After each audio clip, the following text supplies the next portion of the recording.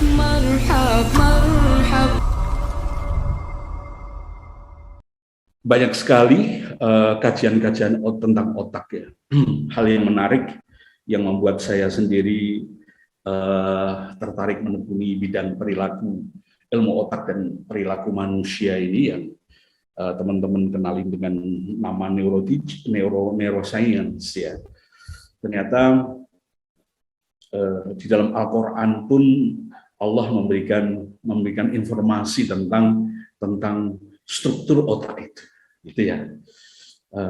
Kalau hanya sekedar fungsi otak itu beberapa kitab suci yang katakanlah sekarang dianut oleh bangsa Indonesia ini ya, ini rata-rata mereka ada ya. Jadi fungsi otak ya, berpikir, kasih sayang dan seterusnya. Apalagi kalau di dalam Quran, wah fungsi otaknya jauh lebih lengkap, sistematis gitu ya. Afala taqilun, afala tatafakkarun, afala tubsirun, afala tunzirun, dan itu sangat rapi sekali. Bahkan ketika teman-teman berpikir satu proses berpikir critical analitik gitu ya, kita ikuti irama Quran aja sudah beres ya gitu ya. Cuman ya kitab-kitab suci yang lainnya ini yang ternyata yang memuat struktur anatomi itu hanya Quran, gitu ya, hanya Quran, gitu ya. Jadi alhamdulillah di Quran itu fungsi otak itu banyak sekali, banyak banget, gitu ya. Terus kemudian struktur otaknya, jadi fisiknya otak itu juga dibahas, gitu ya. Sehingga pada saat saya mahasiswa saya berpikir betapa pentingnya ini otak, gitu ya. Terutama ternyata kalau kita ya kolbu juga penting ya, kolbu, jiwa, roh, semuanya penting gitu ya. Tapi untuk hidup di dunia ini tentunya kita juga perlu yang namanya otak ya. Pembahasan otak pertama kali yang tanda kutip setengah ujian gitu ya, ketika saya harus menyampaikan tentang otak di hadapan para pengurus MUI Bukit Tinggi ya, gitu. Waduh, saya justru diundang MUI Bukit Tinggi suruh menjelaskan tentang otak. Tapi termasuk aktivitas pendidikan ini sangat perlu banget ya gitu ya, belajar otak. Suatu ketika saya diprotes oleh beberapa guru, "Dok, ngapain sih para guru kok diminta belajar tentang otak gitu ya? Bukankah otak itu pekerjaan dokter?" Gitu kan. Saya bilang iya, dokter iya, guru iya. Karena dokter sama guru itu kan beda-beda tipis, kan gitu kan, beda-beda tipis. Kalau untuk urusan perilaku otak atau yang namanya ilmu otak, ilmu sel saraf itu ya, itu guru wajib tahu tentang ilmu ini karena sangat mustahil proses belajar mengajar tidak menggunakan otak. Ya sangat mustahil. Oke ya. Nah, apa bedanya kalau dokter, guru sama orang tua itu belajar otak? Ini tiga-tiganya harus belajar otak. Ini salah satu contoh aja biar teman-teman lebih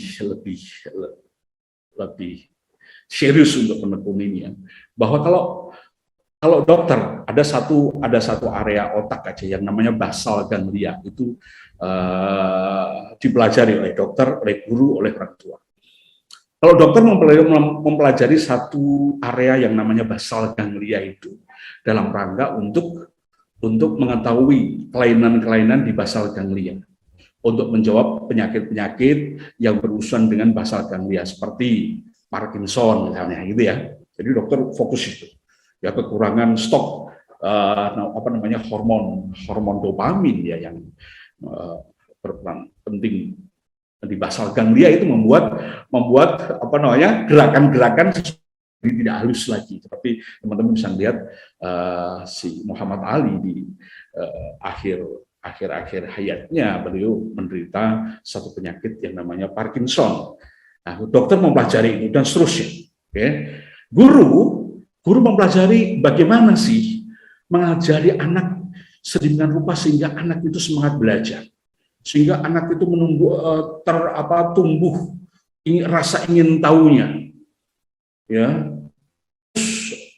semangatnya belajar menghasilkan ilmu-ilmu yang awalnya lebih kualitas lagi, itu belajarnya di bahasa Alkalia.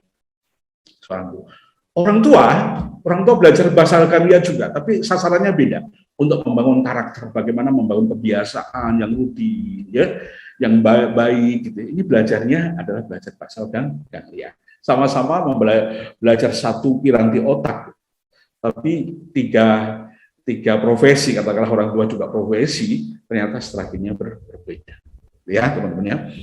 Nah, ustaz-ustaz yang berbahagia, ada satu kalimat yang ada di dalam kitab suci, ya, ini di surat Al-Alaq, ya. Ada beberapa ayat Quran yang menyampaikan ini, ya. Afwan, saya bukan ustadz, saya hanya ingin menunjukkan bahwa di dalam Quran itu ada kajian tentang otak, ya. Saya hanya menyampaikan terjemahannya aja, nggak sampai ke tafsir, karena harus teman-teman mufassirin yang harus paham tentang ini. Saya hanya menggarisbawahi tentang ada istilah otak di dalam surat Al-Alaq 15-16, yaitu nasiyah. Nasiyah ini terjemahannya adalah ubun-ubun, terjemahannya bahasa Indonesia. Terjemahan Qurannya, bahasa Qurannya nasiyah, terjemahannya ubun-ubun. Kalau kita lihat tafsirnya, ternyata ubun-ubun itu letaknya di dekat dahi, bahasanya di belakang dahi. Jadi ini letak anatomisnya persis bahasa neuroscience, bahwa ubun-ubun itu letaknya di belakang dahi, tempat kita sujud, persis. Batas atasnya itu pada saat masa kecil kita masih bisa raba, ya, masa ketika anak lahir itu di atas sini ada nyut itu batas atasnya, di mana antara otak sama dunia luar hanya dibatasi oleh kulit otak, jadi tengkoraknya masih terbuka. Apalagi baru lahir, ya teman-teman, jangan colokin, bisa tembus. Ya tembus. Batas bawahnya mata kita colokin ke dalam, jadi ada potongan dari sini ke atas, dari atas, ya gitu ya, seperti kue agar-agar gitu, ada potongan gitu ya. Nah di situ itu namanya ubun-ubun, wilayah ubun-ubun. Bahasa Qurannya nasiyah. Kalau kita tafsirkan dari sisi dari perspektif neuroscience, itu adalah letak daripada bagian otak yang spesial pada manusia.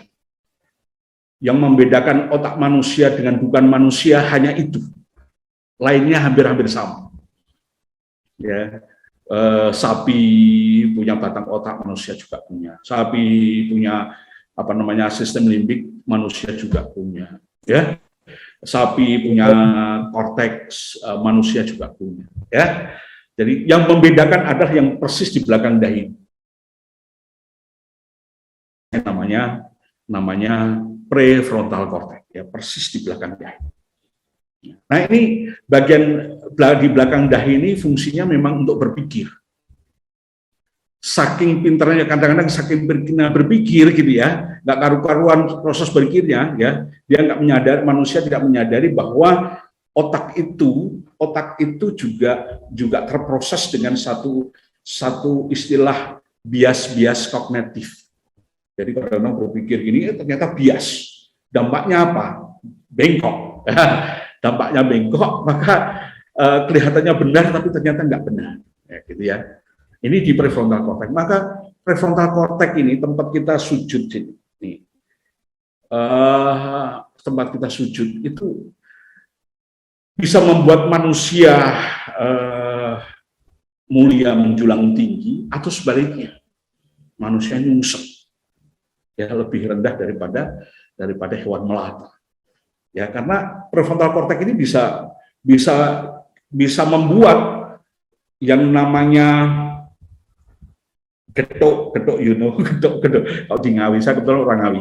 Kalau getuk itu terbuat dari ubi, ya, ada ubi jalar, ada singkong gitu ya. Itu kalau Anda bisa membuat getuk setinggi 10 meter gitu misalnya, ya, Anda anggap antum anggap nih gedok ini adalah Tuhan, Anda bisa sembah-sembah. Ini kerjaan prefrontal cortex yang bias. Setelah Anda sembah-sembah, Anda makan. Nah, bisa jadi.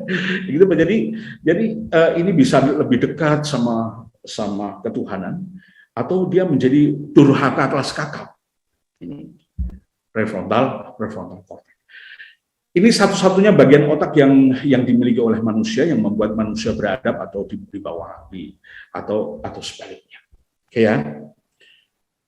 Ada kajian-kajian yang lebih merinding lagi gitu di Al-Qur'an ya, yang membicarakan tentang kalau saya ngambil penafsirannya dari sisi neuroscience ya. Di surat Yasin ya. Di surat Yasin ayat 65, pada hari ini kami tutup mulut mereka. Bayangkan ya. Jadi saya itu sampai sekarang kalau dengar lagunya Chrisye ya pasti merinding, masya Allah. Jadi datang satu masa ya bahwa mulut semuanya alat komunikasi manusia itu ditutup, tangan mereka akan bicara, kaki mereka akan bicara, menjadi saksi. Dan itu sudah sampai saat ini di dalam neuroscience itu ternyata data-data aktivitas kita sehari-hari itu tersave ya, tersimpan rapi di dalam kortikal. Ya, di mana lihat ini kortikal, di bagian kortikal ini potongan ya, ini bagian era yang di depan di atas ini ya, gitu ya. Di situ itu ada tangan, ada kaki. Ya. Kaki Anda hari ini Anda pakai untuk apa? Terdata dengan baik. Tangan kita banyak omelan yang tidak bermanfaat ya, kata-kata yang tidak bermanfaat, semuanya tersimpan dengan baik. Nah, insya Allah saya yakin bagi Allah sangat mudah untuk menghidupkan kembali sel-sel neuron yang ada di otak ini. Ya, nah, dan masih banyak lagi firman-firman Allah yang menceritakan tentang otak manusia. Ya. Fatifillah yang dirahmati Allah, inilah yang membuat beberapa dasar mengapa belajar otak itu penting. Ya, mengapa belajar ilmu otak itu penting? Ya, karena seluruh perilaku manusia pasti dihasilkan dari proses berpikir. Ya, proses berpikir, berpikir, berperasaan, sikap, perilaku. Karena perilaku akan mempengaruhi lagi otak lagi. Ya. Maka seyogianya kita sebagai seorang guru, kita bisa mempelajari bagaimana fungsi otak ini bekerja, yang pada gilirannya bisa kita praktekkan untuk meningkatkan kualitas pendidikan. Nah, basic ilmu yang digunakan ini adalah neuroscience atau neuroteaching yang kita ambil dari neuroscience. Ya. Karakter daripada neuroscience ini adalah support, pendukung, ya, pelengkap. Nah, maka kita kenal bahwa neuroscience itu kita kenal sebagai complementary science, ya. Jadi pelengkap. Jadi teman-teman sudah punya ilmu mengajar ini dan itu semua ya, psikologi, pendidikan dan seterusnya gitu ya. Anda kalau belajar tentang otak, maka semuanya itu akan lebih tercerahkan, lebih. Demikian pengalaman saya sejak tahun 2011 saya mengajar neuroteaching, yaitu terutama di TK itu yang paling banyak memang TK sama SD itu letak Anda ingin membangun peradaban yang hebat, kawal di dua level ini ya, sampai SMP lah gitu. Kalau sudah SMA sebenarnya kurang penguatan dan seterusnya. Ustazah yang dirahmati Allah, ada satu kasus yang menarik ya, bahwa ternyata otak ini harus kita perhatikan. Ya. Ada satu mahasiswa yang saat ini lagi mungkin sudah semester akhir ya di salah satu universitas terhebat di Bandung ya, gitu ya, ITB ya. Beliau dulu masuk di UI ya, di UI akhirnya orang tuanya ingin dia di ITB gitu ya, kemudian dia pindah di ITB. Ya. Anaknya sangat jenius, sangat pintar sekali, gitu ya. Ketika masuk semester 1, semester 2 itu biasa-biasa aja, dan bahkan begitu masuk semester 3 akhir, gitu ya, dia merasa ada satu gejala berpikir yang tidak biasanya. Biasanya dia mengerjakan soal itu ya sebelum ujian selesai, dia sudah bisa menyelesaikan soal-soal itu. Tapi mulai saat itu, ya harusnya satu soal itu dia bisa selesaikan 15 menit jadi 1 jam. Bisa selesaikan, tapi waktunya, jadi prosesnya jadi slow learning. Jadi prosesnya jadi lambat. Harusnya 1 jam, lama-lama jadi 2 jam, lama-lama jadi 3 jam, terus dan akhirnya tidak mumpuni karena satu waktu yang digunakan untuk ujian ternyata dia harusnya menyelesaikan 10 soal, dia katanya 1 aja nggak selesai. Nah, akhirnya menjadi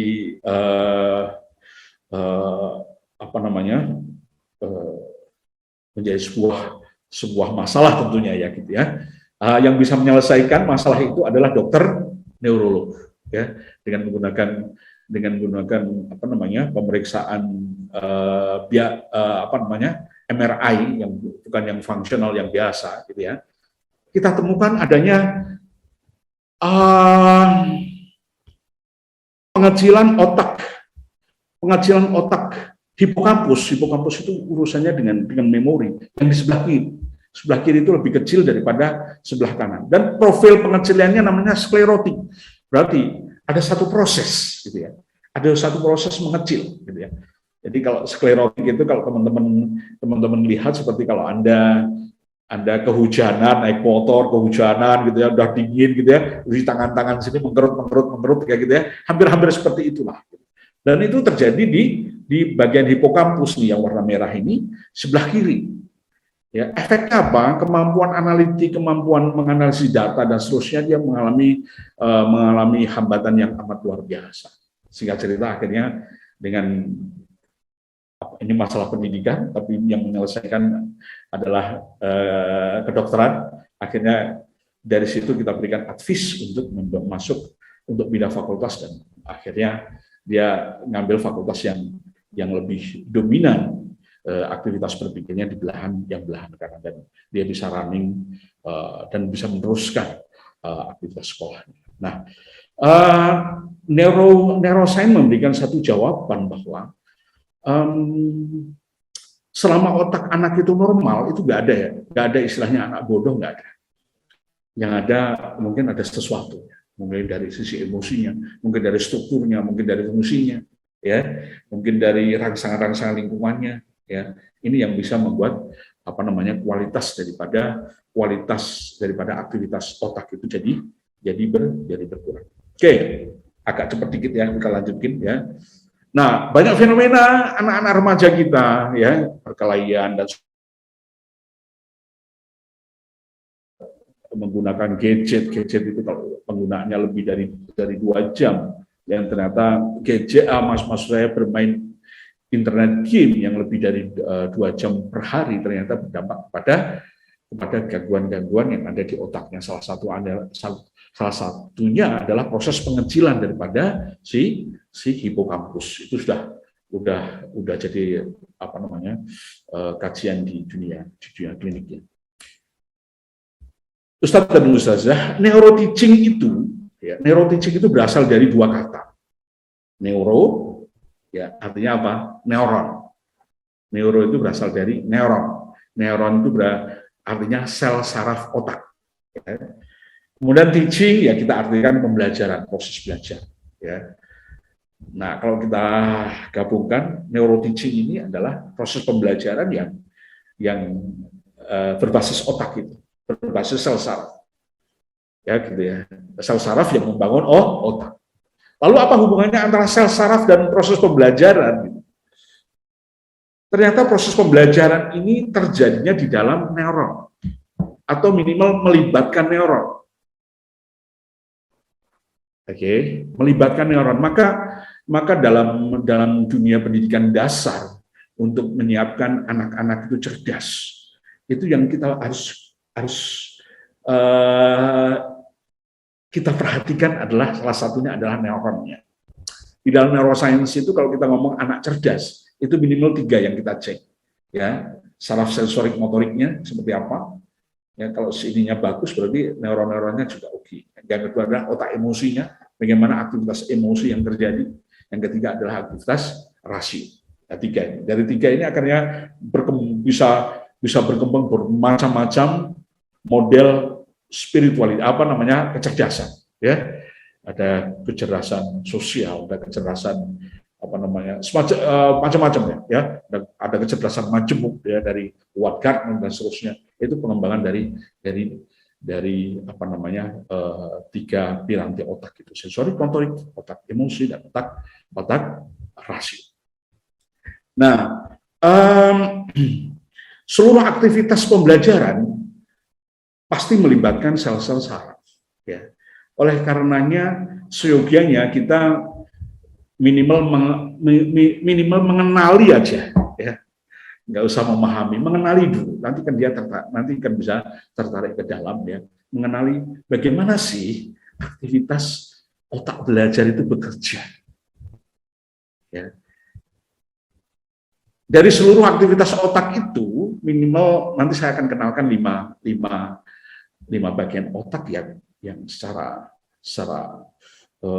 full time istilahnya gitu ya, dia terlibat terus dalam proses pembelajaran. Oke.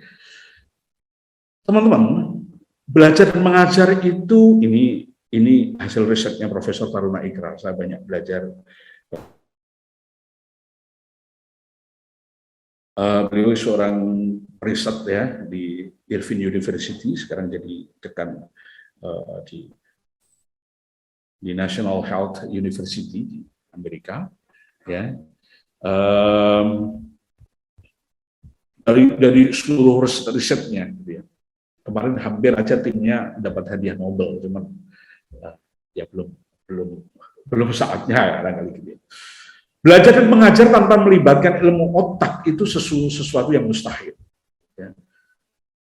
Dan kalau misalnya teman-teman ingin menjadikan materi ajarnya teman-teman bisa cepat dipahami para anak didik, ya perhatikan 5 hal ini. Batang otak, karena batang otak berhubungan dengan lingkungan belajar. Ya, otak emosi, yang terutama adalah otak amigdala, ini berhubungan dengan bagaimana membangun emosi anak agar dengan emosi itu dia bisa cepat menerima pelajaran dan proses penyimpanan itu bisa jadi memori jangka panjang. Basal ganglia untuk membangun kebiasaan, bagaimana kita membangun kebiasaan anak-anak yang menyukai belajar. Oke, membangun kebiasaan baik, ya. Terus kemudian membangun motivasi. Nah, sekarang itu kan informasinya kan sekarang itu kan dari teman-teman pendidikan ya, adanya fenomena loss learning. Sampai saya mengumpulkan kurang lebih ada 9 thread daring. Daring ini ada jebakan-jebakan lah. Kalau teman-teman nggak melihat ini dengan baik ya, anak-anak betul-betul terjebak, ya terkurung dalam satu lingkaran di mana dia jadi semakin lama semakin malas dalam proses pembelajaran. Oke. Yang ketiga adalah hipokampus. Hipokampus itu bagian otak yang berhubungan dengan memori dan pembangunan sinaptik baru ya. Ini inti dari sebuah pembelajaran itu seberapa besar sambungan neuron itu terbentuk. Ya. Kemudian yang terakhir adalah prefrontal cortex. Ini bagaimana mengolah informasi dan data menjadi sebuah knowledge ya, sebuah pengetahuan, dan pengetahuan itu bisa mewarnai kehidupannya, bisa menjadi sebuah kebijakan dan seterusnya. Ya, ini yang teman-teman minimal harus pahami ya, dari 100 bagian otak ya, 5 saja ya, batang otak, amigdala, basal ganglia, hipokampus, dan prefrontal cortex. Oke. Ya, jadi istilah istilah apa apa namanya, bahasanya bahasa langitan sih dok, gitu ya. Memang terpaksa nggak bisa dirubah, gitu ya. Karena kalau dirubah nanti teman-teman nggak bisa belajar otodidak, nggak bisa, ya minimal kan taman-taman apa sih amigdala, teman-teman bisa searching di Google, apa sih basal ganglia, apa sih hipokampus, kan gitu ya. Teman-teman ya, karena apa namanya, kader-kader posyandu yang di dekat suku apa namanya, suku Baduy itu saya pernah mengisi ya, beberapa kader di dekat suku Baduy yang bersama lembaga kemanusiaan waktu itu PKBU yang sekarang Human Initiative ya di daerah sana gitu. Ternyata mereka bisa juga, padahal rata-rata lulus SD saja. Gitu ya. Jadi kalau diaplikasikan dalam keseharian cepat bisa dipahami, apalagi di dalam dunia pendidikan. Dengan menggunakan positron emission tomografi, ya salah satu alat, kalau di Indonesia ini banyak sekali digunakan untuk alat diagnostik ya, untuk apa namanya, di bidang klinik ya. Kalau di bidang behavior memang belum biasa ya. Kalau untuk riset ya bisa aja, tapi memang karena biayanya sangat tinggi ya. Dengan menggunakan positron emission tomografi ini betul-betul akan terlihat ya bahwa aktivitas otak itu memiliki hubungan yang sangat erat dengan perilaku manusia, atau sebaliknya perilaku manusia berhubungan dengan aktivitas otak, termasuk mengajar. Mengajar itu luar biasa mengajar. Bagaimana teman-teman mengajari anak-anak agar bisa berpikir kritis, bagaimana teman-teman agar anak-anak berani decision making, bagaimana anak-anak kalau decision making tapi tetap tenang, gitu ya, apa namanya, bagaimana membangun kesabaran teman-teman, apa anak didik, dan semuanya ini bagian dari semuanya aktivitas otak. Ya, ini salah satu contoh aja bagaimana ketika kita mendengar, bagaimana kita berpikir, bagaimana kita recalling, bagaimana kita apa namanya bekerja, baik memori kerja maupun fisik kerja ya, semuanya ting-tengnya itu ada di dalam otak manusia. Oke ya. Dalam proses belajar mengajar ya, salah satu prinsip yang dianjurkan dalam proses belajar mengajar adalah ramah otak. Ramah otak itu artinya apa ya? Proses pembelajaran itu harus sinergi dengan otak. Jangan tabrakan. Gitu ya. Jangan tabrakan. Ketika bisa bersinergi, maka fungsi otak yang akan menghasilkan perilaku semakin lama semakin optimal. Karena kita tahu bahwa proses pembelajaran itu sesungguhnya adalah proses stimulasi, proses memberikan rangsangan-rangsangan pada sel-sel otak atau pada neuron-neuron otak itu. Nah, kalau tidak sinergi, bisa jadi terjadi pengecilan bagian otak seperti yang dialami oleh adik kita yang mahasiswa itu, di mana hipokampusnya mengecil. Tapi kalau bersinergi, dia akan menjadi bagian pendidikan ini, pengajaran ini, proses belajar mengajar ini akan menjadikan satu proses satu rangsangan yang ada di sel-sel neuron. Ya, kita tahu kalau rangsangannya tepat, neuron-neuron akan melakukan satu sambungan-sambungan yang semakin lama, bila sambungan itu bagus, semakin lama semakin kuat, semakin lama semakin rigid, semakin lama semakin kecepatannya semakin bagus ya, yang pada gilirannya akan berpengaruh pada proses berpikir, proses menemukan ide, proses kreativiti dan seterusnya ya teman-teman ya. Nah, maka seyogianya apa namanya, seluruh aktivitas belajar mengajar itu punya pijakan ya, punya pijakan di salah satunya adalah aktivitas otak. Otak ajar ya, yang kita sampaikan 5 tadi ya. Yang pertama adalah batang otak. Ini batang otak. Ya. batang otak. Batang otak, di belakangnya batang otak itu ada otak kecil. Dia memang nempel betul-betul di batang otak. Bukan hanya sekedar nempel secara fisik, tapi aktivitas fisiologinya pun dia nempel di situ. Bagian ini sangat luar biasa ya, perannya di dalam dunia pendidikan. Sangat luar biasa. Ya. Dia betul-betul meletakkan dasar-dasar untuk membangun anak-anak itu bisa belajar dengan baik. Ya. Yang kedua adalah amigdala. Biasanya amigdala ini satu kompleks di dalam sistem limbik ya. Amigdala ini urusannya dengan emosi, ya, urusannya dengan emosi.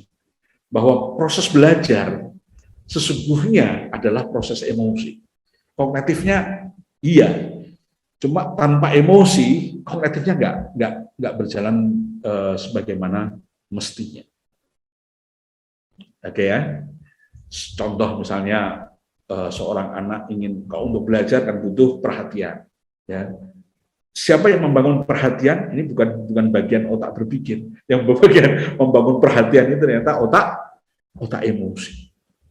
Ya. Yang ketiga adalah basal ganglia. Ya. Otak amigdala memiliki hubungan yang erat dengan basal ganglia. Ini otak amigdala yang warna hijau, otaknya kecil. Otaknya modelnya seperti ini, kacang almond. Ya. Dan teman-teman kalau emosinya kurang stabil, makan aja kacang almond. Dia berdekatan sekali dengan basal ganglia. Lihat ini, warna biru ini, melungker dia sambungan. Ternyata mereka berdua itu kerjanya sangat berjamaah gitu. Jadi memang salah satu karakter otak itu kan kerjanya jamaah. Jadi kalau kita tidak berjamaah itu ya nggak sesuai dengan aktivitas otak. Memang sebagiannya kita berjamaah. Karena otak pun cara kerjanya berjamaah. Ya, bersinergi satu dengan yang lain. Nggak pernah satu pun otak itu bekerja sendiri. Dan kalau di dalam otak itu ya ada satu bagian otak error, maka outputnya error semua. Gitu. Jadi ini di otak. Kemudian yang berikutnya adalah hipokampus. Dia nempel juga dengan amigdala, dekat juga dengan ekornya si basal ganglia, gitu ya. Ini fungsinya untuk menyimpan, untuk hubungan dengan proses pembelajaran. Salah satunya adalah proses penyimpanan, recalling dan seterusnya tentang memori. Yang terakhir adalah prefrontal cortex yang letaknya di dahi sini untuk sebagai pusat berpikir. Ya, ini yang teman-teman harus pahami. Ya, dari lima itu mereka lima itu menempati dua tempat, ya, tempat di dalam otak dan di luar otak. Tempat bagian dalam dan bagian luar. Jadi otak itu punya dua bagian besar. Ada daleman, ada luaran. Yang menempati daleman itu ya batang otak, amigdala, hipokampus, basal ganglia, itu tempatnya di dalam. Oke, sementara prefrontal cortex itu tempatnya di luar. Oke, teman-teman. Oke. Ini pertanyaannya kita jawab nanti aja ya. Nanti aja Pak. Kita lanjutkan dulu. Oke. Otak itu dibangun oleh sel-sel saraf yang namanya neuron. Nah, proses pembelajaran itu sesungguhnya adalah aktif terjadinya di tingkat neuron ini. Oke. Maka itu salah satu yang harus kita pahami dalam proses belajar mengajar adalah bagaimana neuron bekerja. Bagaimana bodi neuron, bagaimana inti neuron, bagaimana yang namanya dendrit, bagaimana yang namanya akson, ya, dan bagaimana yang namanya selimut mielin itu bekerja. Ya, cuma teman-teman nggak usah belajar neuron tok aja itu ya, di buku di chapter The Fundamental of Neuroscience itu aja ada dari 28 chapter ya salah itu. Ini membahas ada 7 chapter sendiri kan. Jadi sangat ini ya. Wah. Yang banyak kita pelajari adalah bagaimana cara membuat neuron-neuron itu bisa bersambungan, ya, nggak cepat lepas, ya. Bagaimana myelin itu bisa semakin lama semakin tebal, oke, ya. Nah, kita tahu bahwa proses pembelajaran itu terjadi ketika antara akson, ya ini ada bagian otak ya, bagian neuron ya, antara bagian akson yang panjang ini sama yang kecil yang dendrit ini sudah saling menyambung. Kalau sudah menyambung, maka data-data apa namanya, informasi dan data-data pembelajaran apa cepat lewat dari situ. Ya, sudah cukup itu belum? Ya, ternyata myelin, ya, myelin itu ada ini di akson ya. Selubung myelin ini semakin tebal, semakin bagus, artinya semakin cerdas. Bagaimana cara membuat myelin itu tebal? Ternyata pelajarannya itu pengulangan. Oke, ya. Pengulangan itu mempertebal myelin dan kemudian juga menguatkan sambungan-sambungan. Nah, cuma ini hati-hati dengan emosi. Emosi itu rawan membuat sambungannya itu lepas. Ya, kalau sambungannya lepas, anak-anak sulit berpikir, anak-anak sulit recalling. Nah, salah satu cara mengetes anak-anak itu sambungannya bagus atau tidak, itu cara berpikirnya cepat atau tidak. Jadi kalau di cerdas cermat ya, cepat-cepatan itu ya, itu saya suka sekali dulu lihat ya, untuk melihat anak-anak yang sambungannya neuronnya sudah kuat dan myelinnya tebal yang mana. Gitu. Nah, itu menunjukkan salah satu cara menunjukkan kecerdasan seseorang. Ya. Nah, apakah sudah cukup neuron? Ternyata belum. Ya, belum. Ada yang satu istilah yang namanya neuroglia. Neuroglia ini poskonya makanan neuron. Jadi neuron yang bekerja, ini dia punya posko sendiri, hebatnya otak. Jangan sampai posko makanan ini keambil organ-organ yang lain, maka terjadi yang namanya loss generation ya ini, ya. Misalnya gizi yang buruk apa itu ya, gizi stunting dan seterusnya itu kan seringkali kan sudah ngambil gizi atau jatahnya otak, jatahnya makanan otak. Anda bisa bayangkan kalau neuron-neuron yang tempatnya berpikir kita untuk belajar kita terus kemudian dia nggak dapat makanan, terus kemudian dia mati dialisis ya, apa yang terjadi? Maka istilahnya lost generation, kehilangan generasi. Memang benar susah kita aja ya kalau sudah begitu ya.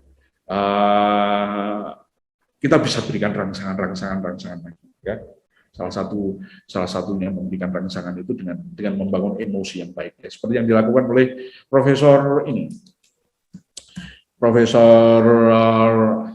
Surya. Ya, Profesor Surya itu berapa tahun yang lalu ngambil anak-anak Papua yang dari asesmen pendidikannya dia terbodoh, anak-anak SD terbodoh, maka dibawa ke Jakarta. Sampai di Jakarta nggak langsung di sekolahin, nggak, suruh jalan-jalan dulu, bermain selama 6 bulan, pokoknya bermain seperti ya. Jadi pembangunan itu pembentukan sinaptik. Pembentukan sinaptik itu teorinya itu 3 bulan sampai 4 bulan. Tapi Profesor Surya berikan sampai 6 bulan. Ya biar matang betul-betul. Baru setelah 6 bulan, ya 6 bulan baru masukkan di sekolah, baru diajar. Ternyata ada yang jadi pilot, ada yang jadi ada belajar di Harvard dan seterusnya. Ya. Jadi kenapa demikian? Karena neuron jadi sehat kembali. Maka salah satunya agar neuronnya itu sehat adalah makanan. Ya mungkin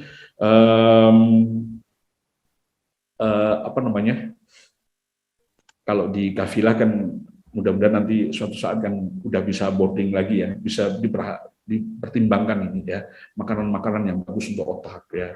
Yang salah satunya adalah ikan, kacang-kacangan, gitu itu bagus sekali untuk otak ya. 1 minggu susu juga ya, susu sih nggak usah terlalu over ya, secukupnya aja gitu ya. Yang penting ikan, kacang-kacangan. Oke. biar berkualitas suasana. Oke. Proses learning, proses pembelajaran itu sebenarnya cukup rumit ya. Tapi kalau kita sederhanakan, ya, proses pembelajaran pasti dimulai dari saraf sensorik. Ya, saraf sensorik itu ada di bagian telapak tangan, di semuanya ya, semua yang menangkap sinyal-sinyal yang akan masuk ke otak, itu namanya saraf sensorik. Ya, bisa melalui panca indera, ya. Ada beberapa indera yang lain katanya gitu ya, ya termasuk ada indera visceral, ya, gitu juga. Kajiannya masih yang terkini ya, sekarang lagi dikaji serius ya, bagaimana sistem sensorik visceral itu betul-betul bisa membantu mengidentifikasikan kondisi di luar visceral dan seterusnya. Ya. Ya, intinya adalah proses belajar harus dimulai dari sensorik. Maka teman-teman harus bisa menyiapkan stimulus-stimulus, rangsangan-rangsangan yang mudah ditangkap oleh sistem sensorik ini.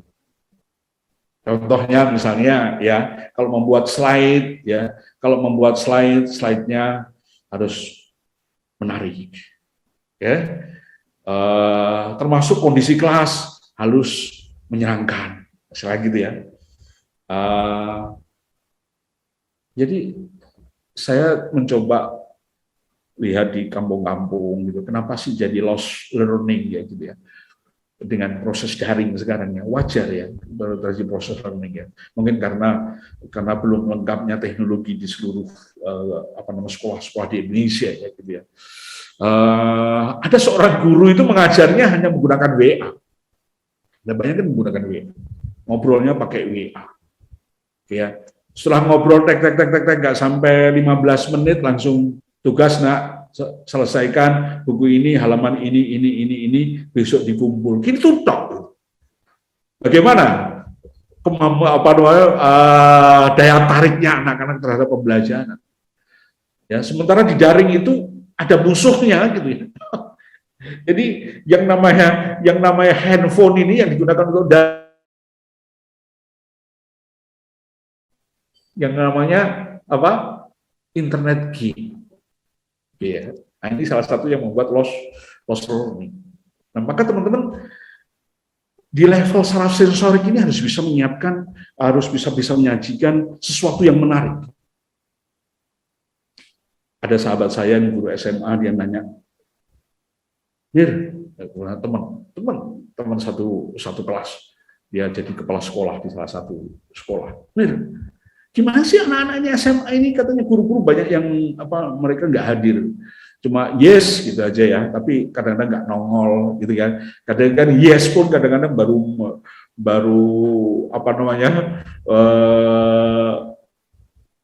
wajahnya baru dicuci gitu, baru raup kan gitu bahasanya gitu. Bagaimana membangun agar dia bergairah gitu. Maka saya berikan beberapa tools, beberapa ide yang sesuai dengan bagaimana saraf sensorik ini bisa bekerja dengan bagus. Salah satunya adalah bagaimana bisa membangun sesuatu yang menarik. Ya. Jadi nggak mau daring ini sebetulnya ya mau nggak mau tetap daring ya, gitu ya. Karena kondisi sesuatu ya mungkin dikombinasikan seterusnya. Nanti kalau ada angka COVID yang naik lagi, daring lagi dan seterusnya. Sebetulnya satu sisi oke-oke aja gitu ya. Cuma masalahnya belum banyak yang bisa menyajikan slide-slide yang menarik. Sisi yang lain waktunya kurang, misalnya gitu ya. Harusnya menjelaskan ini waktunya, kalau memang itu yang harus dibangun ya. Nah, dari sensorik ini masuk ke di dalam sistem otak, sistem pembelajaran tadi. Ya. Hal yang baru ya disimpan, ya dianalisis, ya disesuaikan, ya dipanggil data-data yang lama, sehingga terus kemudian dilaksanakan oleh sistem motor. Ini cara sederhananya aja, ya, cara sederhananya. Saya akan lebih masuk ke perangkatnya belajar. Oke. Bagaimana cara mengajar batang otak?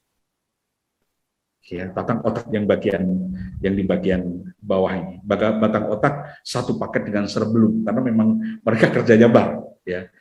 Ya, batang otak itu sebagai sarana untuk keluar masuk sensorik dan motorik sebagian besar lewat di situ, ya.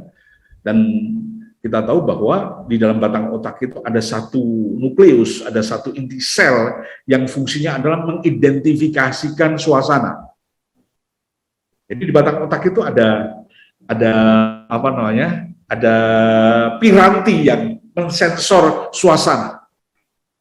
Ya, kenapa kok pirantinya ditempatkan di situ? Karena batang otak memiliki peran dalam membangun fokus. Jadi kalau batang otaknya ini Anda tidak siapkan dalam proses pembelajaran, maka proses belajarnya pasti tidak. Banyak teman-teman yang belum paham ini ya, karena dia menganggap fokus itu pekerjaan kortikal, pekerjaan berpikir. Ya, padahal fokus itu bukan hanya kerjaan berpikir. Fokus itu mulai kerjaan dari batang otak, di mana di batang otak situ dia akan mengkondisikan, gitu ya. Apakah ini nyaman atau tidak nyaman, gitu dulu. Kalau nyaman ya jadi enak fokusnya. Kalau nggak nyaman, jadi fokusnya jadi menjauh tentunya. Ya. Dari data-data batang otak itu kemudian dikirim ke daerah amigdala, ke daerah sistem limbik untuk mendeskripsikan emosi yang ada di dalam kontennya si suasana tadi. Membuat anak menarik, membuat anak tidak tertarik, ya mulainya dari situ. Baru kortikalnya, baru seperti prefrontal cortexnya tadi baru bekerja sehingga proses pembelajaran ada apa namanya berpikir kritis dan seterusnya, berpikir tingkat tinggi ya terjadi di situ. Ya. Nah, sebelum teman-teman melakukan satu proses pembelajaran, seyogianya batang otak ini dipanasin dulu. Batang otak sama cerebellum ini dipanasin dulu. Teman-teman tahu ya, para direksi, ini trennya sekarang batang otak sama cerebellum ini digunakan oleh para direksi. Para direksi itu dalam seharian bekerja, pasti dia menggunakan area berpikir yang ada di daerah di daerah kortikal, di belakang dahi, di atas, termasuk di atas ini. Ini yang bagian yang melungker-melungker ini. Ini bagian otak untuk berpikir di situ. Ya. Maka untuk menyiapkan agar proses berpikir itu jalan betul-betul ya para direksi ya, pagi-pagi dia memberikan pemanasan batang otak sama cerebellum. Oke, ada yang jogging, ya, ada yang bahkan ada yang berenang, ya. Seingat saya dulu kalau di Citos itu, di belakang Citos itu kan ada kolam renang tuh. Banyak tuh sebelum subuh gitu ya, ada berapa orang yang berenang atau kadang subuh langsung berenang dulu. Ternyata top eksekutif ternyata ya, yang memberikan pemanasan terhadap batang otak. Untuk apa? Agar bisa berpikir bagus. Ya, teman-teman ya. Nah, dan ini sekarang trennya perusahaan-perusahaan besar, para CEO perusahaan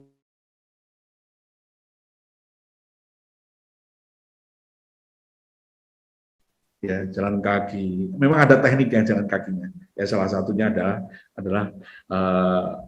cara jalan kakinya teratur.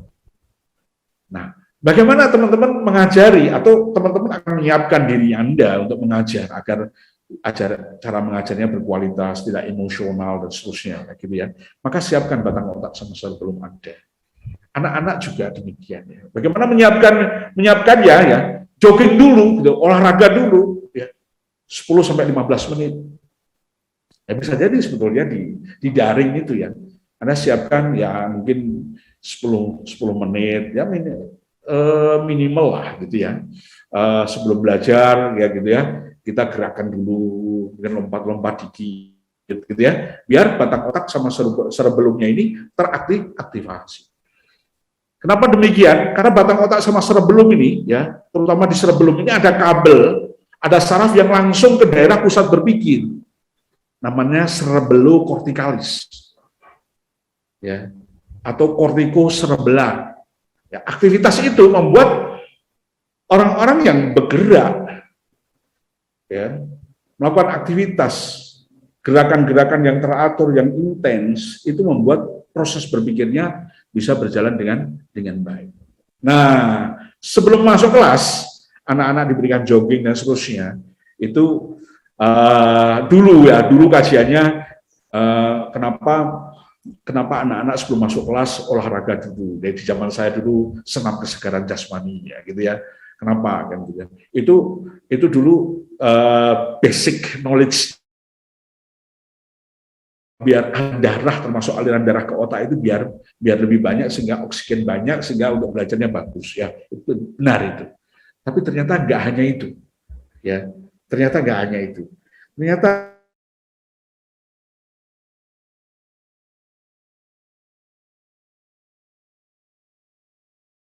naik, ternyata growth hormonnya naik. Ya, growth hormon itu yang nanti yang berhubungan dengan apa, pengaturan mood, pengaturan kondisi suasana hati dan seterusnya. Ya, dopaminnya terilis, dopaminnya keluar, terangsang. Efek daripada dopamin itu apa? Munculnya motivasi, munculnya dorongan untuk ingin tahu. Jadi kita sudah siapkan dulu sebelum teman-teman memberikan pembelajaran, sehingga anak-anak masuk kelas itu sudah siap secara apa namanya, secara fisiknya sudah siap, fisik yang membackup proses berpikir. Nah, ini penting sekali teman-teman pahami, dan seterusnya, termasuk teman-teman kalau dalam beberapa kajian saya tentang bagaimana cara mengendalikan diri, bagaimana cara membangun anak-anak ini self controlnya baik, ini anak SMA, gitu ya. Salah satunya adalah dengan menata kembali si apa namanya, batang otak, sama bahwa kafilah kan SMP sama SMA. Wah, ini juga cukup berat loh ini, ya, gitu. Karena SMP-nya menerima dari mana-mana kan gitu. Beda sama kalau teman-teman yang lain ada SD-nya sudah digarap. Output dari SD yang sudah digarap bagus itu akhirnya masuk ke SMP, relatif lebih mudah garap-garapnya gitu ya. Cuma itu pilihan ya. Kalau teman-teman sudah siapkan itu ya. Kalau teman-teman berhadapan sama anak-anak didik yang susah diatur istilahnya gitu ya, secara emosional, sulit sekali mengendalikan diri, ya perhatikan batang otaknya sama dulu. Oke. Nah, dari berbagai sesi pelajaran di sekolah-sekolah saya selalu memberikan advice bahwa sekolah-sekolah Islam itu seyogianya punya kolam renang. Seyogianya. Kalau nggak punya kolam renang mungkin bisa mitraan atau kerjasama sama kolam renang di mana gitu ya. Tapi tiap hari itu digunakan untuk SMA. Karena apa? Karena berenang itu adalah bukan hanya sekedar olahraga. Berenang itu terapi, ya. Terapi untuk apa? Untuk mengembalikan sistem kendali. Sistem kendali agar proses berpikir jernihnya kembali lagi dan seterusnya, ya. Sehingga lebih nyaman dalam kehidupan. Oke. Yang berikutnya adalah amigdala. Amigdala saya gabungkan sama basal ganglia. Ya, kita sudah bahas batang otak bersama dengan cerebellum, ya tambahnya. Cerebellum itu otak kecil yang cara kerjanya adalah keseimbangan, koordinasi, gitu ya. Amigdala sama basal ganglia. Amigdala ini hubungannya dengan emosi, basal ganglia berhubungannya dengan kebiasaan, pembangunan karakter. Pembangunan karakter itu pembangunan otak. Jadi karakter itu bisa dirubah. Oke ya. Basal ganglia juga berhubungan dengan gerakan-gerakan halus. Ya, gerakan-gerakan halus.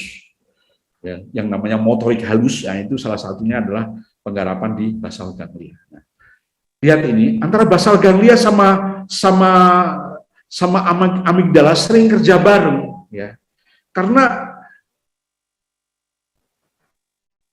amigdala memiliki tanda kutip ya, memiliki bukan ketergantungan, bukan ya, memiliki kepentingan terhadap basal ganglia untuk membantu menciptakan suasana emosi yang halus. Ini teman-teman, kalau ada anak didik kita yang emosinya meledak-ledak, gak halus, perhatikan motorik halusnya. Ya bisa jadi ada masalah. Nah, bagaimana cara mengimplementasikan dalam pendidikan amigdala? Teman-teman, salah satu proses berpikir yang baik adalah saya ulangi, salah satu cara membuat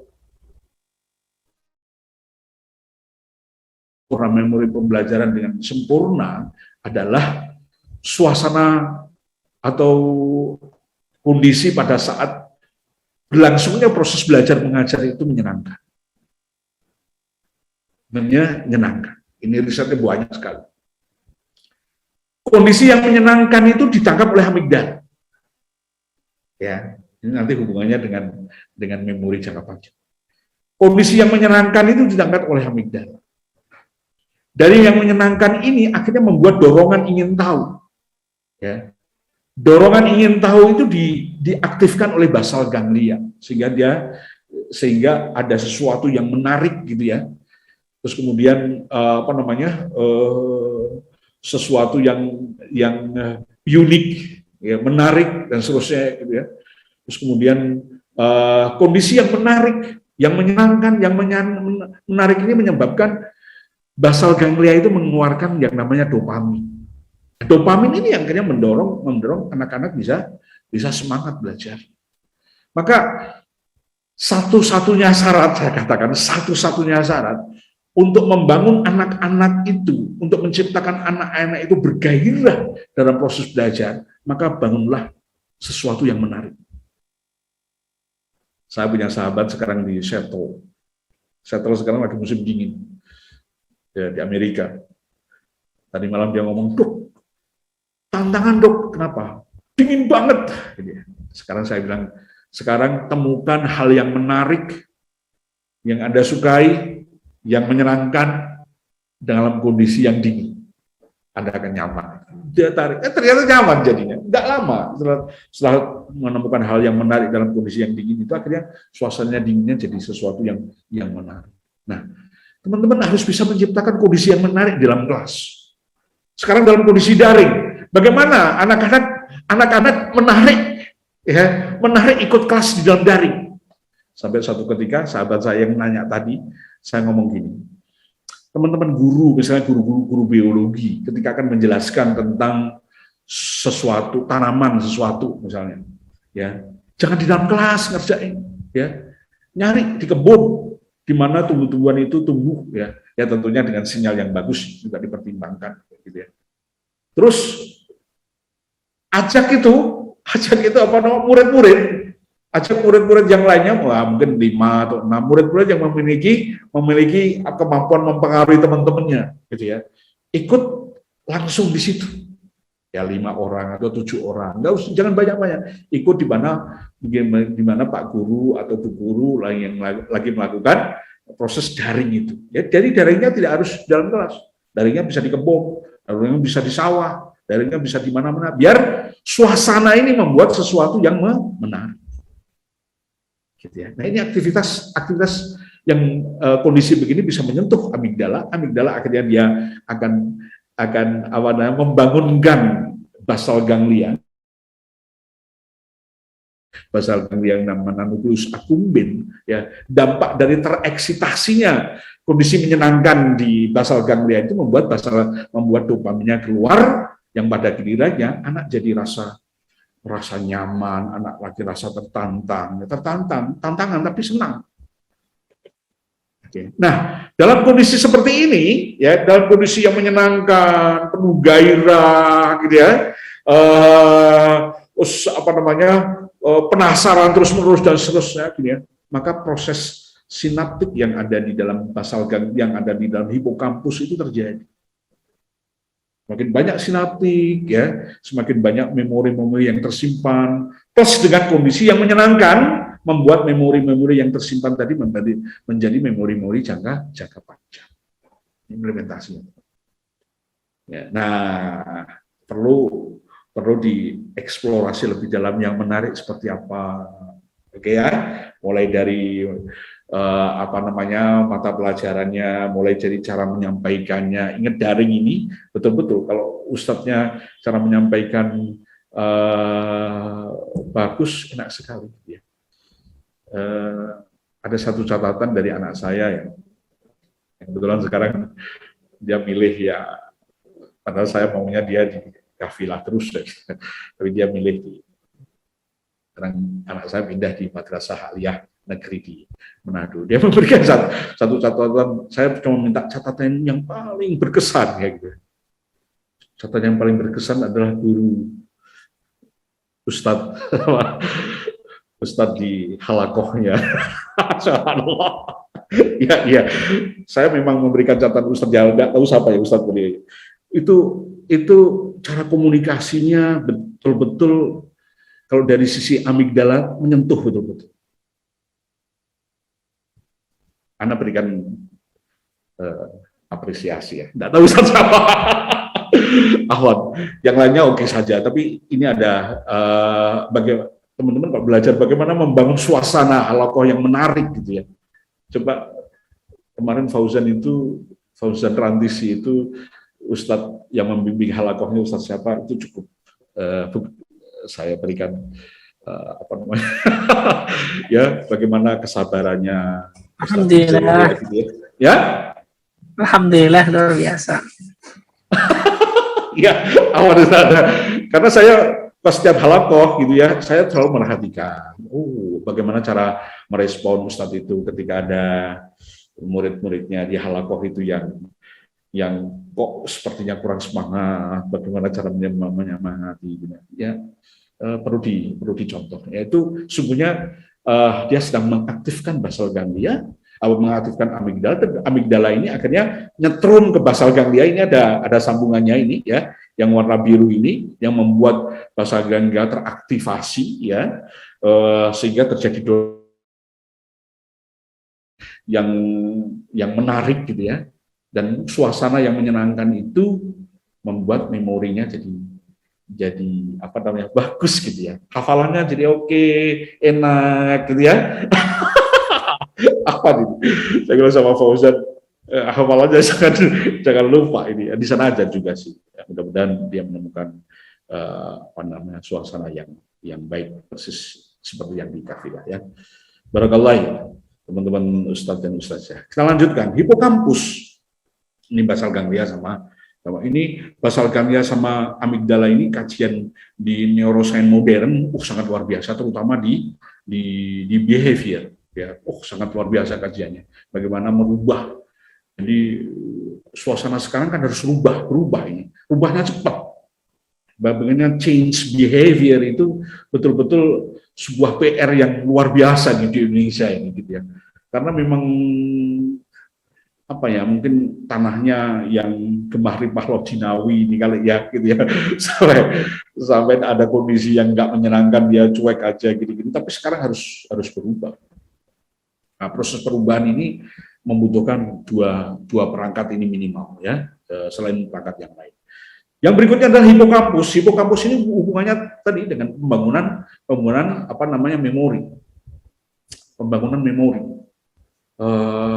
Bagaimana proses memorinya ada di mana? Ada di neuron. Ya.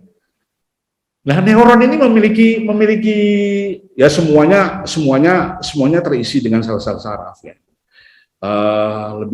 Lebih spesifikasi untuk hipokampus ini hubungannya dengan apa? Memori. Memorinya itu adanya di dalam neuron. Nah, neuron itu punya spesifikasi, punya salah satunya umur. Umur neuron itu 100 sampai 120 hari. Ya. Setiap 100 sampai 120 hari neuronnya pasti mati. Namanya program apoptosis. Pasti mati. Jadi yang namanya kematian itu sebenarnya dalam diri kita saat ini, ya, ini ada kematian, ya, tentang tingkat seluler. Setiap 100 sampai 102 hari ada neuron mati, ada neuron yang lahir. Ya, ini neuron mati sama neuron lahir ini kalau dalam kondisi normal ini stabil jumlahnya, rata-rata 100 miliar. Bahkan untuk anak-anak sekarang sudah lebih daripada 100 miliar. Nah, proses pendidikan adalah mengisi neuron-neuron yang baru lahir ini dengan isian-isian yang baik, isian-isian kebaikan. Kalau neuron-neuron yang lainnya ternyata terisi dengan perilaku-perilaku atau file-file yang buruk, ya, maka file-file yang buruk ini akan bisa tergantikan dengan file-file yang baik dengan mengisi neuron-neuron yang baru ini dengan isi kebaikan. Sementara neuron-neuron yang lama ini dia punya sambungan kurang lebih 10.000 sampai 50.000 sambungan. Ya, cuma alhamdulillahnya data-data itu hanya bisa dipanggil oleh neuron-neuron, oleh masternya lagi. Jadi kalau misalnya neuron yang lahir Anda isi dengan perilaku buruk lagi gitu ya, maka perilaku buruk ini akan jadi master lagi dan akan mengaktifasi file-file yang sambungan-sambungan yang sudah disimpan di neuron-neuron yang lain. Demikian juga. Jadi ini sebenarnya prinsip tobat nasuhah sebetulnya. Tobat nasuhah itu prinsipnya. Kalau saya dari perspektif neurosains ya, coba nanti teman-teman lihat di Quran hadisnya gimana. Tobat nasuhah itu pertama Anda harus mengenali bahwa Anda harus menyadari dengan sungguh-sungguh bahwa yang Anda lakukan itu salah. Satu. Oke ya. Salah, terus kemudian tobat. Ya, salah tidak akan. Yang kedua adalah tidak mengulangi perbuatan salah itu. Oke. Sudah cukup belum? Sudah cukup belum. Ternyata yang ketiga adalah Anda harus mengisi ya perbuatan keseharian itu dengan perbuatan kebaikan terus. Ya. Karena apa? Karena mengisi neuron-neuron yang baru lahir tadi yang masih kosong, diisi dengan kebaikan terus. Sementara neuron-neuron yang buruk ya, karena nggak pernah dipanggil, nggak pernah di-recalling gitu ya. Neuron yang buruk dia akan minggir, nunggu jatah kematian yang 100 sampai 120 hari. Lama-lama memang seseorang yang perilakunya buruk dengan izin Allah dia akan menjadi perilaku yang baik. Nah, ini aktivitas neuronnya itu begitu. Jadi wah subhanallah saya bilang. Dan usahakan ya seluruh aktivitas untuk mengisi neuron-neuron itu setiap detiknya harus semuanya kebaikan.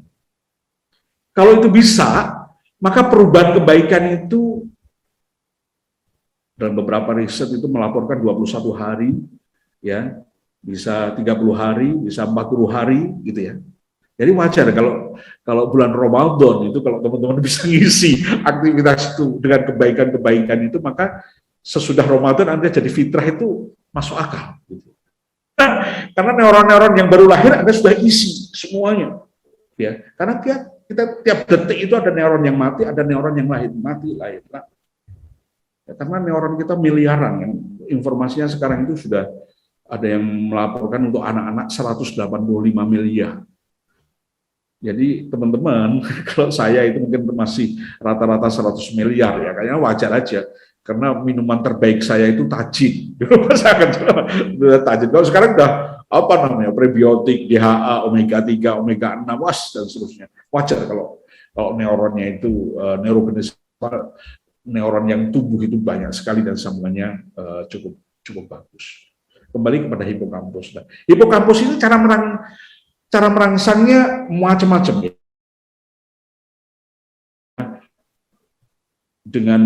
Dengan mengetahui sesuatu yang baru itu juga bisa menjadi sebuah rangsangan ya. Terus kemudian menghubungkan satu titik ke titik lain, menghubungkan kota sana ke kota sini ya gitu ya. Itu juga bagian dari untuk merangsang hipokampus ya. Overall agar hipokampusnya bekerja bagus, siapkan suasana yang baik agar batang otaknya bisa bekerja memberikan data-data kebaikan. Oke ya? Kemudian ditangkap oleh amigdala dalam suasana yang menyenangkan, sehingga proses pembelajaran itu betul-betul menggairahkan, karena menyenangkannya itu akhirnya bisa menghidupkan aktivitas yang ada di basal ganglia. Ingat, menyenangkan sama menggairahkan itu beda. Ya, menggairahkan itu bobot emosinya lebih tinggi daripada sekedar menyenangkan. Ya, menyukai itu beda dengan menyenangkan. Menyukai itu hanya for the entry aja, hanya untuk masuk. Anda tertarik, gitu kan? Tertarik, ya. Itu tertarik itu aktivitas memang aktivitas batang otak, sehingga tidak ada hukumnya. Kalau Anda sudah menyenangkan, sudah ada hukumnya. Ya, pandangan pertama begitu menggoda itu batang otak. Ya, yang dipertanggungjawabkan itu yang ada di prefrontal cortex, yang ada di kortikal. Batang otak dari pertanggungjawabkan. Jadi pandangan pertama begitu menggoda, setelah Anda itu wah cantik banget. Jadi ketika Anda melihat sesuatu yang Anda nggak nyangka, langsung astagfirullahaladzim, Anda tunjukkan pandangan itu, ya. Yang pertama nggak kena, karena apa? Itu aktivitas batang otak. Batang otak itu kan automatically ya. Oke ya. Terus kemudian semua file-file yang terindrawi, yang tertangkap oleh indera tadi, maksud pelajaran-pelajaran yang Anda sampaikan, ya, dengan kondisi yang menyenangkan dan kondisi yang menarik, menyenangkan dan bergairah itu membuat file-filenya jadi berkualitas, ya, disimpan di hipokampus, ya. Nah, semua aktivitas ini, ya, akan membuat yang namanya prefrontal cortex akan bekerja dengan sangat baik, sehingga data dan informasi yang ditangkap oleh prefrontal cortex ini menjadi data dan informasi yang sudah terpilih, ya, terpilih masuk di dalam benak kita. Ya. Nah, untuk anak-anak remaja, teman-teman, ya, kebetulan kafilah ini banyak sekali yang sudah masuk di lingkungan remaja. Ternyata otak remaja itu spesial banget, ya, berbeda dengan otak anak, berbeda dengan otak anak SD, berbeda banget, ya. Di mana otak anak-anak remaja ini, ya, otak dalamnya sudah berkembang bagus. Otak dalam itu batang otak, saraf belum, ya, sistem limbik, basal ganglia, itu otak dalam. Nah, kita melihat otak itu, gitu. Ya, dalaman itu berhubungan dengan emosi, ya, berhubungan dengan emosi, dan banyak sekali, tapi dominannya emosi.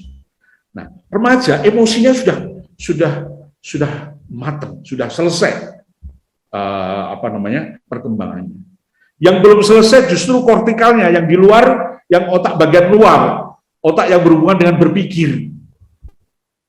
Oke, otak berpikirnya menyempurnakan terus sampai usia 18 sampai usia 21 tahun. Maka salah satu karakter remaja itu impulsif. Kalau mau, yes. Karena apa? Karena dorongannya, otak bagian dalamnya sudah matang. Otak bagian dalam itu berhubungan dengan emosi, dan salah satu karakter emosi itu menghasilkan sebuah dorongan. Ya tadi ya, emosi amigdala, dorongan bekerja sama dengan basal ganglia, ini menghasilkan dorongan, menghasilkan langkah, menghasilkan satu gerakan. Nah, karena otak luarnya belum sempurna, sementara otak luar ini fungsinya adalah sebagai kendali, size-nya. Ini belum sempurna sama remaja. Tapi otak dalamnya sudah sempurna, otak yang berhubungan dengan emosi sudah sempurna. Maka dampak sekali remaja itu ngotot, fluktuasi, impulsif, gitu. Itu kalau ketemu sama remaja begini biasa-biasa aja. Ya, biasa-biasa aja, cuman jangan dibiarin, ya, jangan dibiarkan. Yang kita lakukan adalah kita menjadi pendamping, menjadi coach, menjadi teman. Kadang-kadang kita jadi mendengar. Karakternya otak dalam yang sudah matang, otak emosinya remaja sudah matang, sementara otak luarnya yang masih kurang 5%, belum matang, ya gitu ya. Maka cara menyampaikan cara menyampaikan proses pembelajaran di anak-anak remaja itu harus didasari pada ada ikatan supportika, ada ikatan otak dalam. Ya, ada ikatan, bahasa yang lain ikatan batin. Jadi kalau di dalam neuroscience ada ikatan limbik namanya. Jadi para ustazah nggak ada ya, ustadz semua ya. Para ustadz yang ngajar di situ harus bisa menciptakan hubungan keterikatan sistem limbik, keterikatan, kalau kita bahas tadi amigdala itu yang membangun sistem limbik, keterikatan amigdala. Atau bahasa umumnya keterikatan emosional harus dibangun. Tanpa itu, ya, maka proses penyerapan pelajaran-pelajaran yang Anda sampaikan kurang optimal. Anda coba ketika sudah punya ikatan kuat sekali sama anak didik remaja-remaja ini, maka awalnya sih dorongan belajar ini karena Ustadz baik, Ustadz menyenangkan, lihat, ya.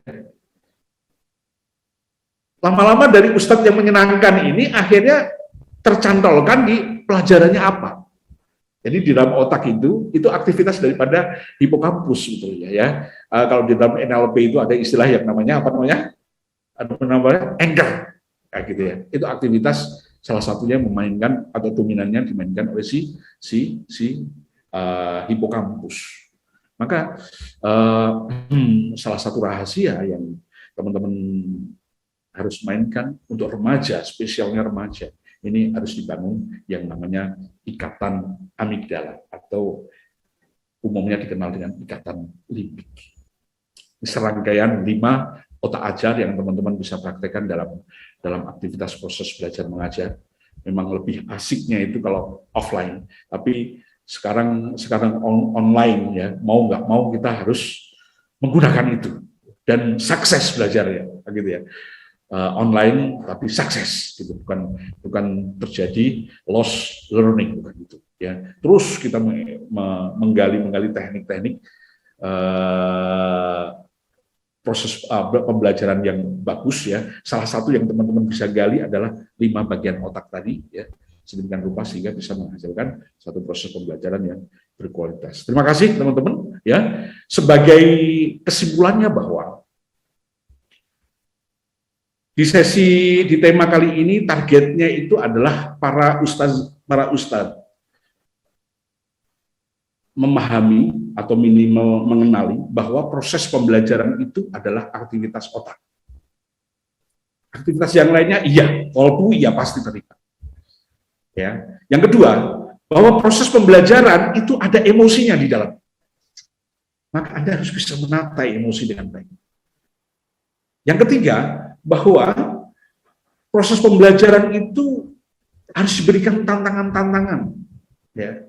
Cuma tantangan ini kalau salah mendelivery, ya, tantangan ini menjadi sesuatu yang menyakitkan, sehingga anak-anak akan lari dari situ. Maka bagaimana Anda bisa menciptakan tantangan-tantangan yang menyenangkan, ya. Contohnya naik panjat tebing, seterusnya, itu kan sebetulnya kan itu sebuah tantangan yang luar biasa. Tapi bagi anak-anak yang menyenangkan, yang senang, ya gitu, yang menemukan daya tariknya, gitu ya, maka dia akan melakukan itu. Membangun tantangan-tantangan baru atau hal-hal yang baru pada anak-anak didik itu, ya, kuncinya adalah Anda membantu menemukan apa yang menarik di dalamnya, sehingga nanti anak-anak akan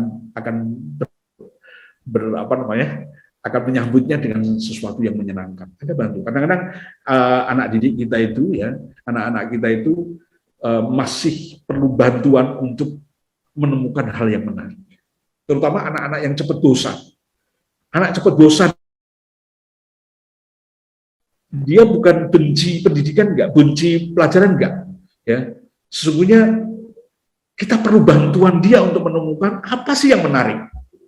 Maka teman-teman setiap mata pelajaran harus bisa menyajikan yang menariknya itu, ya, pelajaran apapun, gitu ya, sehingga yang menarik itu bisa menjadikan anchor-nya anak-anak untuk terus kedorong ke situ. Yang ketiga, yang keempat, latihan adalah hal yang spesifik di dalam proses otak. Jadi yang namanya aktivitas otak itu adalah latihan terus, ya. Semakin banyak latihan, maka semakin baik untuk aktivitas otak itu. Karena aktivitas ini membutuhkan energi, maka energi itu membutuhkan makanan. Maka jangan lupa nutrisi, ya. Nutrisi otak itu bukan hanya nutrisi gizi tok, tapi juga termasuk informasi, ya. Teman-teman bisa mendidik anak-anak. Saya selalu ngomong sama Fauzan, silakan eksplorasi internet. Internet itu ada ada baiknya, ada buruknya. Buruknya seperti ini. Seperti ini. Buruknya ini kalau kamu mengakses, maka akan terjadi kerusakan di otak kamu. Otaknya seperti ini kamu kalau mengakses ini. Nah, sehingga dengan kesadaran itu dia, saya tahu mungkin dia nyerempet-nyerempet juga iya, bisa jadi. Ya, cuma dia sudah tahu bahwa apa namanya yang buruk ini kalau terakses rusaklah otaknya dan masa depannya akan rusak, kan gitu kan?